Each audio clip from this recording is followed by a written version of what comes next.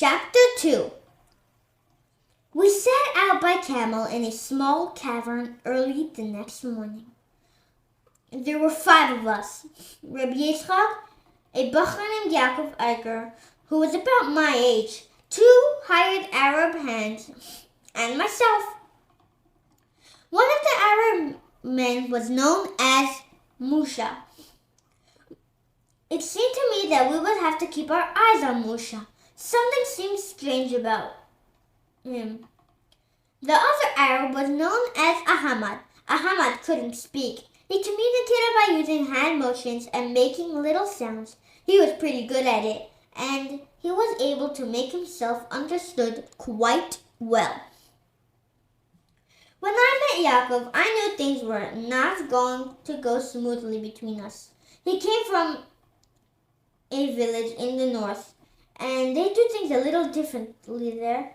That wasn't the real problem, though. He just wasn't friendly. I tried to get along with him, but he was like a turtle in a shell. You can knock, but if it doesn't want to come out, it doesn't. I might not have been the best student, but I'm good at understanding people. And I really felt that underneath the unfriendly exile, Yaakov was probably a nice fellow that didn't help me or him. Now though, when he was so hard to get through to.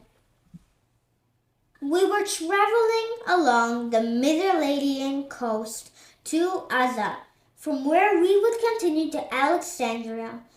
From Alexandria, we would board a ship to Italy.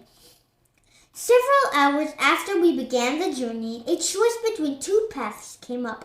Ahmad motioned one way, and Musha the other. Without hesitation, Rabbi Yitzchak said, "Musha, I am sure your way will take us where we need to go, but I've been here before. We will go the other way. It's shorter." Musha struggled a simple answer. "Whatever the Rebbe says." Rabbi Yitzchak amazed me. As we traveled, he seemed to be in a completely different world, totally lost in thought, yet he was also the most down-to-earth man I have ever met. On that first day, I was traveling a little to the side of the caravan when I heard Rabbi Yitzchak calling me. "Avram, come quick, or you will miss it," he said. I moved my camel closer to his. He looked as he pointed towards a brilliant spot of purple, flourishing blooms in the mid-side of the sand.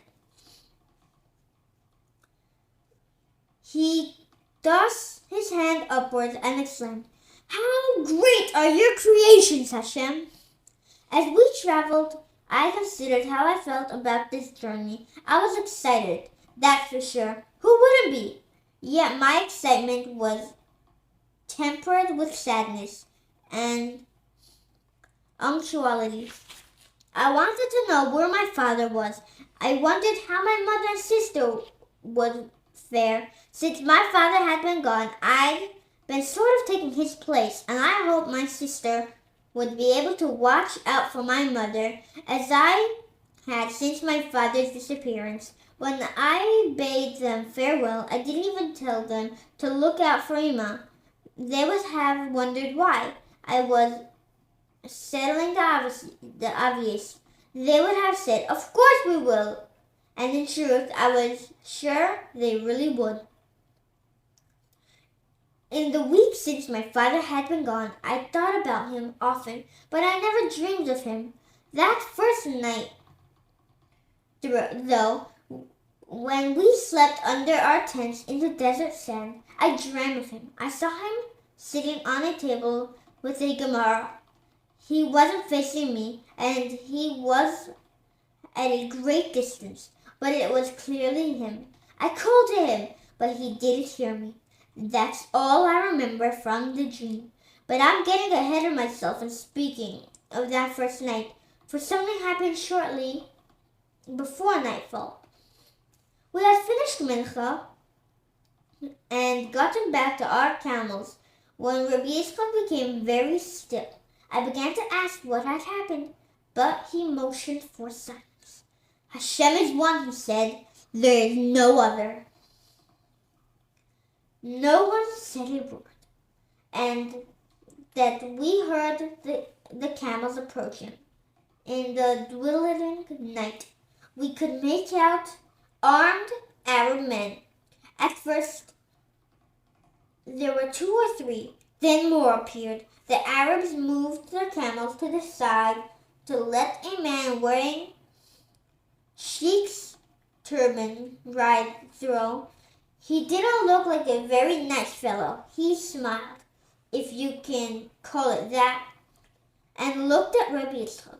Abu Rash, at your service, Rabbi, he said, and smiled, turning into a sneer. The name struck fear to my heart. Recently, reports have been reaching our town of Sheikh, known as Abu Rash. Abu Rash was known far and wide as the leader of one of the most ruthless and bloodthirsty criminal bandits in the country. He was said that since he had no sons, he considered his criminal organization to be his son, and all of his ignorance were dedicated in running his illegal activities. Eretz Israel was under the rule of Oram Empire, but as long as he did not interfere with government activities, the authorities of the Ottoman Empire in Turkey did not interfere with Abu Rash and his men, and they were free to do as they pleased. It would have been too much of an effort for the Ottomans to send the soldiers necessary to put down Abu Rash's band. So, as long as they did not prove too much of a nuisance to the governor, they were safe. And now, for some reason, they had came to this area of the country. I had heard they were within the day's ride from Jerusalem, and now I saw that this was indeed the case. Here, not 10 yards from me, it was infamous man himself. I wondered if he had noticed Rabbi Yitzchak was a chacham, or if he actually recognized that he was face to face with a man of Rabbi Yitzchak's stature. I was not kept wondering for long. I have heard of you, Rabbi Yitzchak, but we have never met. Isn't that so? I don't believe that I had the pleasure of meeting you until now. No, Rabbi Yitzchak said as if he was speaking to a new shoemaker in town. In his eyes, I saw nothing but calm. My spies told me that you were coming this way, and they were correct. Yes, they were. To what do we owe a pleasure of your presence in this part? Surely, if you know me, you know that I do much traveling. Yes, I know that. Well, here's your answer. Not so fast, Honorable Rabbi. I happen to know that you just returned from one of your charity missions. Yes. Do you always embark up on a journey so soon after returning? Times are difficult, are they not? Abu Rash laughed. Yes, you are right, Rabbi. Times are difficult, but then again, aren't times always difficult? If there is a need to oversize the collection of charity, then what can I do? Honored Rabbi, Abu Rash said as his hand gently touched the saber that hung on his side. Could I ask you to introduce me to the members of your party? Rabbi Yitzchak, who until now had been in conversation with Abu Rash in a polite fashion, looked almost as if he had lost patience with the man. He said nothing, but there was a distant look on his face. Rabbi, did you hear me? Abu Rash was clearly not used to being ignored. Abu Rash, Rabbi Yitzchak said, addressing the bandit leader by his first name. The time had come for us to move on before dark descends. There was confusion in Abu Rash's face. Appreciatively, people did not usually end conversation with him before he allowed them to do so. I looked at Rabbi Yitzchak, aware that I probably never been in such danger. I was perhaps the closest to him yet. I could not really make out what he said next. Then he looked at me and said, "We go now." I didn't move.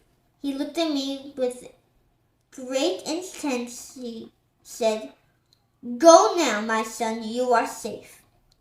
You didn't ignore something like that. I moved my camera forward. I could see the face of the man nearest Abu Rash. He was staring at me intently. I passed him as well as the other men. I did not look back. From behind me, I could hear Rabbi Yitzchak arguing to the others as well. In a few moments, we were all together on a path. It wasn't almost dark. Yaakov's voice shaky said, "They will come after us if they will find us." "They cannot," was all Rabbi Yitzchak said. We continued on the darkness in utter silence. Later, I would ask Rabbi Yitzchak about this episode, but not now. We all traveled a number with relief. Hashem is one, said Rabbi Yitzchak. There is no wonder. Chapter 3 will be continued in the next video.